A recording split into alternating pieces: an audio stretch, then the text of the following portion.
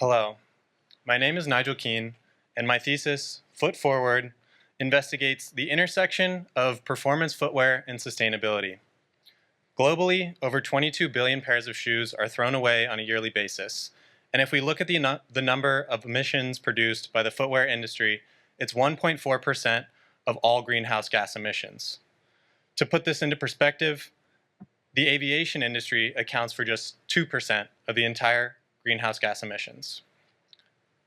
As an athlete, I've always been fascinated by footwear's ability to shape my physical and emotional experience with sports. However, knowing that the products I enjoy and my decisions cause real harm to natural ecosystems, social dynamics, economic structures, and more, it's hard for me to grapple with this cognitive dissonance. And so my goal with this work was to try and parse these two conflicting ideas in my head and create something to address this. Due to its popularity and impact globally, I decided to focus on runners as my primary user group. And so my work investigates the intersection through three separate lenses, which are health awareness, materials, and repair. My research showed that the root of my users' issues stems from a lack of health awareness. A surprising fact that I discovered is that over 70% of all runners will sustain an overuse injury in a given year. The common causes of this are runners either going too far, too fast, or running too soon after an injury. A key insight that I synthesized from my research is that runners lack the awareness and understanding of their own body's needs, which leads to suboptimal health outcomes and consumptive behaviors. To address this issue, I designed Rest Day, an experience-based app for distance runners to promote healthier habits around recovery, injury prevention, and buying decisions. In the Meditation tab, users can access guided meditations for each stage of a runner's journey, before, during, and after a run. The prompts ask runners to detect areas of their bodies that are showing signs of discomfort and pain to better diagnose the precursors to injury. Meditation is also shown to reduce the mental and physical stress that can manifest in the body and lead to things like pulled muscles and stiffness. In the Active Recovery tab, users can practice the methods of reflexology using found objects like sticks, sand, grass, and others to stimulate the thousands of neurons which are found in the feet and can have a number of positive effects on the body.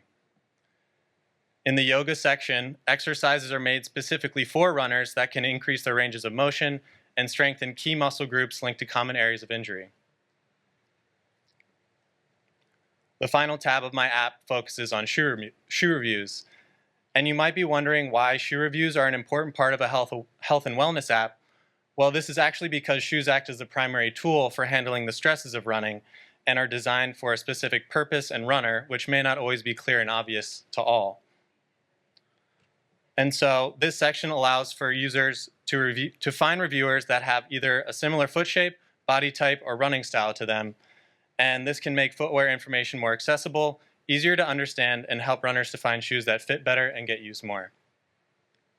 Let's take a look at how it works.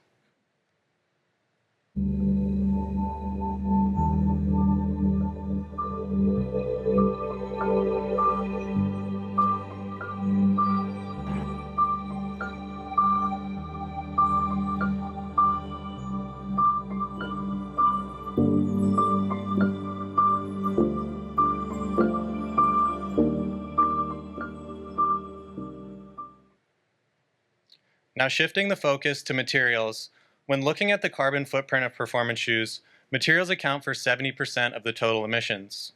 Interested in new material innovations, I researched the hundreds to thousands of material startups focused on creating better alternatives to traditional fossil fuel-based materials that are heavily relied upon today.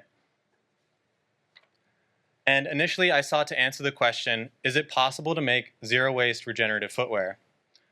To find out, I interviewed subject matter experts in the areas of material development, footwear design, climate tech strategy, and more.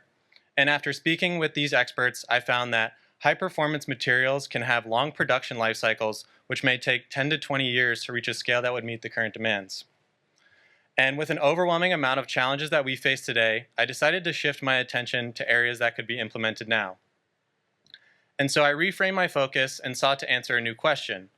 How can design impact the footwear industry today? And it was at this stage of my research that a headline changed everything for me. Adidas dropped the Adios Evo Pro 1, which is a shoe that costs $500 and only lasts for a single race.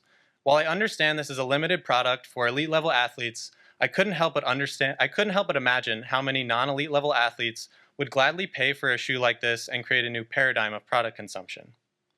Single-use running shoes. Prompted by an advisor, I started to consider the products already in circulation rather than designing something new. This led me to think about repairability. And one important question to consider is, when does a pair of shoes actually wear out? Well, it depends on the frequency of use and the construction of a shoe, but as a general consideration, I took the median number for my research, which mentioned anywhere from 50 to 500 miles, to break down what that might look like for each runner. And so with this consideration in mind, a casual runner who runs about 10 miles a week can wear through a pair of shoes in about 30 weeks, while someone training for a marathon running 50 to 70 miles a week could go through a pair in just 6 weeks. On the other end of the spectrum, a serious runner who may run up to 100 miles a week can go through a pair in just 3 weeks. And so another major pain point that I identified from my co-creation session is that runners spend a lot of time, energy, and money trying to find a shoe that fits great and feels comfortable. And because no 2 feet are the same, people with the same shoe size and model can have a very different experience inside of that shoe. So when runners do find a great shoe, they tend to stick with the same model, often buying multiple pairs. But when these product lines get updated every year, they can in some cases make drastic changes which no longer serve that same individual. So to address this, I envision Cobbler, a repair service for runners who have already found a great fitting shoe and want to extend its life rather than throwing it away. To further investigate the construction and methods of assembly and footwear, I tore down old shoes that I had. And then I looked into the factors that affect a great fitting shoe and found that there are four key areas which have been shown by academic research to be the most important for assessing comfort. These are shoe stability, heel cushioning, forefoot flexibility, and forefoot cushioning. Additionally, to understand how a repair can be made, you also need to understand the basic construction of a shoe. This breaks down into 3 main parts, the first being the upper, which holds the foot in place and provides structure around the foot. The midsole absorbs the shock of the foot hitting the ground and propels the runner forward as they move through their stride. Lastly, the outsole provides traction and grip to the surfaces underneath the foot. And what's unique about this service is that it relies on 3D printing to produce one-off midsoles that are custom to the unique needs of each individual runner.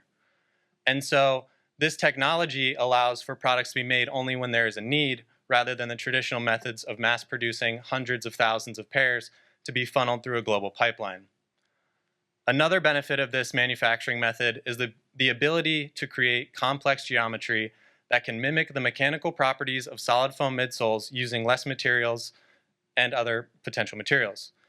Using parametric modeling software, I tested a lot of different structures for properties such as stiffness, flexibility, and cushioning, which can be seen here. Each structure can be used in different areas of the midsole to maximize the benefit for the runner. Here's an example of what one of those structures looks like that was used to repair an old pair of shoes that I had. Now let's take a quick look at the user journey. Once a runner wears out their shoes, they would then come to Cobbler, where we would consult on what type of repairs are needed.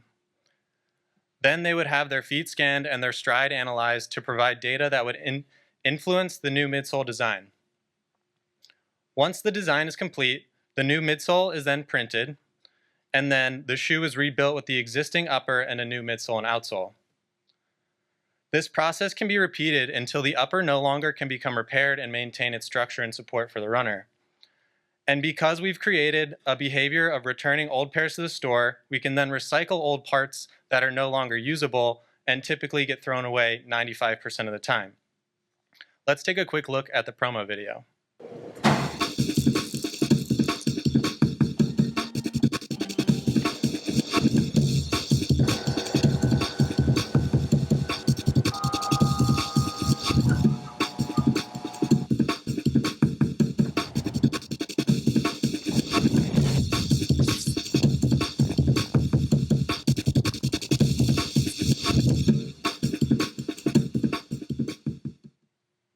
In addition to the physical product design and service design of Cobbler, I also imagine what the digital experience might look like to complement the brick and mortar service.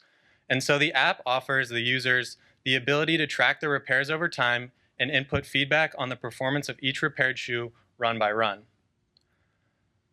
Through my design interventions, I hope to make consumers more intentional with their decisions and build a culture around repair. To conclude, I want to thank Molly and my mom for their support, my classmates, my professors, and the subject matter experts that so graciously gave me their time. I couldn't have done this without any of you and appreciate all that I've learned throughout this experience, so thank you.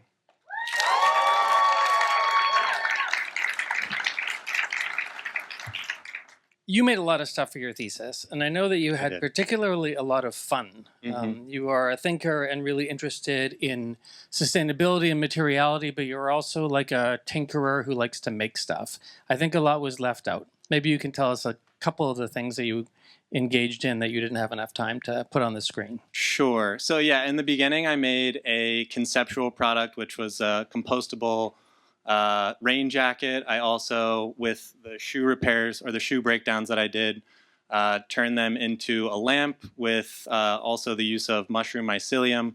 So I explored different bioplastics and materials and just, tried to make as much stuff as I could and whatever sounded interesting at the time.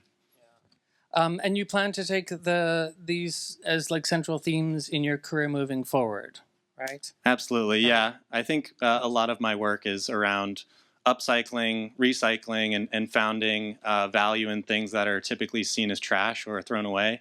And so that's kind of been a through line of everything design-wise that I've done so far. You have some teachers to thank for that? Oh, absolutely. Suma Reddy, for sure.